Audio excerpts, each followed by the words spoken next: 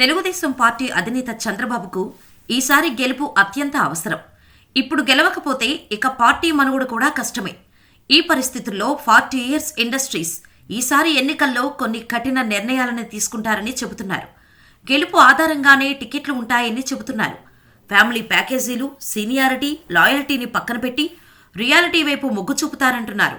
అందుకోసం సీనియర్ నేతలను కూడా ఈసారి పక్కన పెట్టే అవకాశాలు ఉన్నాయి. అందుకోసమే ఆయన అనేక రకరకాలుగా కసరత్తులు చేస్తున్నారు. సర్వేలతో మాత్రమే కాకుండా లోకల్ క్యాడర్ నుంచి ఫీడ్బ్యాక్ కూడా చంద్రబాబు తీసుకుంటున్నారు. మంచికో చెడుకో వైసీపీ అధినేత జగన్ ముందుగానే అభ్యర్థుల జాబితాను ప్రకటించుకుంటూ వెళుతున్నారు. అది ఒక రకంగా తనకు మంచిదేనని చంద్రబాబు భావిస్తున్నారు. ప్రధానమైన వైసీపీ తన అభ్యర్థులను ప్రకటించిన తర్వాత టీడీపీలో టికెట్ దక్కకపోయినా వారు పార్టీలో ఉండాల్సిన పరిస్థితి వస్తుంది. వైసీపీలోకి వెళ్లినా అక్కడ పెద్దగా హామీ లభించదు. అందుకే కొంత నిదానంగానైనా అభ్యర్థులను ప్రకటించడం మంచిదని చంద్రబాబు మనసులో ఉంది. అందుకే ఇప్పటివరకు ఆ తేనె తుట్టును కదిలించలేదు. కానీ కొన్ని శాసనసభ నియోజకవర్గాల్లో మాత్రం ఆయన ముందుగానే ఒక స్పష్టత వచ్చినట్టు సమాచారం. అక్కడ అభ్యర్థులకు సిద్ధంగా ఉండాలని కూడా సందేశం పంపుతున్నట్టు తెలిసింది. సీనియర్లను పక్కన పెట్టి వారిలో కొందరిని పార్టీ సేవలకు ఉపయోగించుకోవాలని చంద్రబాబు భావిస్తున్నారు.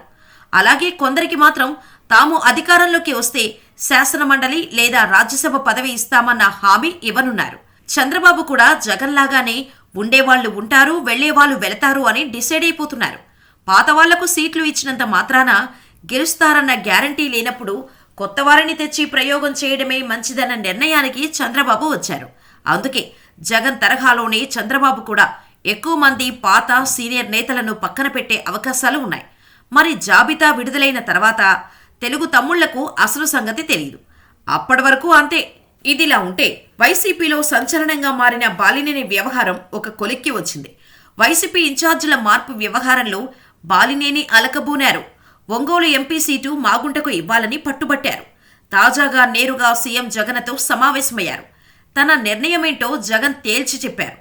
బాలినేని సీటుపైన క్లారిటీ ఇచ్చారు. సీఎం మూడ్ అర్థమైన బాలినేని రాజీ పడ్డారు. ఇక పార్టీలో ఇన్ఛార్జీల మార్పులో భాగంగా 4వ జాబితా ఈ రోజు ప్రకటించే అవకాశం ఉంది. మాజీ మంత్రి బాలినేని శ్రీనివాసరెడ్డిని సీఎం జగన్ పిలిపించి మాట్లాడారు. ఎక్కడి నుంచి పోటీ చేయాలనుకుంటుంది అడిగి తెలుసుకున్నారు. ఒంగోలు నుంచా, గిద్దలూరు నుంచా అని ప్రశ్నించారు. ఆ సందర్భంలో బాలినేని మరోసారి మాగుంటకు ఎంపీ సీటు గురించి ప్రస్తావించే ప్రయత్నం చేశారు. మాగుంట సీటు విషయం గురించి ప్రస్తావన వద్దని సీఎం తేల్చి చెప్పినట్టు సమాచారం. ఒంగోలు లోక్సభ స్థానాన్ని మాగుంటకే ఇవ్వాలని బాలినేని పట్టుబడుతున్నారు. ఆయనకు సీటిస్తేనే తాను ఒంగోలు అసెంబ్లీ బరిలో నిలుస్తానని ఇంతకాలం చెబుతూ వచ్చారు. ఒంగోలులో ఇళ్ల పట్టాల సంగతి తెలిస్తేనే పోటీ చేస్తానని జగన్కు చెప్పారు.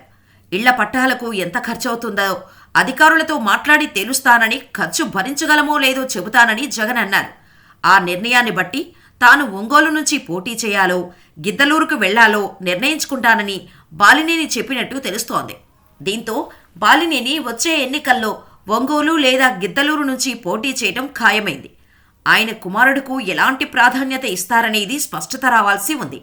బాలినేని సీటు ఖరారు చేస్తే ఒంగోలు ఎంపీ స్థానంలో పాటుగా ప్రకాశం జిల్లాలో మార్పులపైన సీఎం జగన్ తుది నిర్ణయం తీసుకునే అవకాశం కనిపిస్తోంది. మాగుంట కోసం ఇప్పటివరకు పట్టుబట్టిన బాలినేని రాజీ పడ్డారు.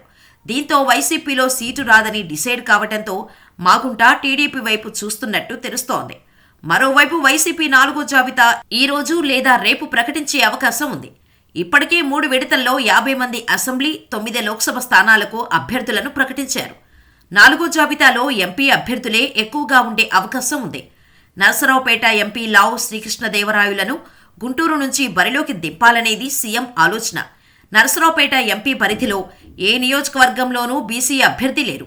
దీంతో అక్కడ ఎంపీగా బీసీ వర్గానికి కేటాయించి కృష్ణదేవరాయలును గుంటూరు మార్చాలని భావిస్తున్నారు. దీనిపైన పల్నాడు ఎమ్మెల్యేలు సీఎంతో చర్చించారు.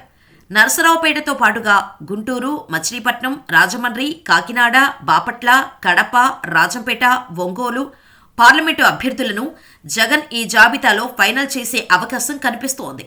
ముందు ముందు ఏం జరగబోతోంది అనేది వేచి చూడాలి మరి.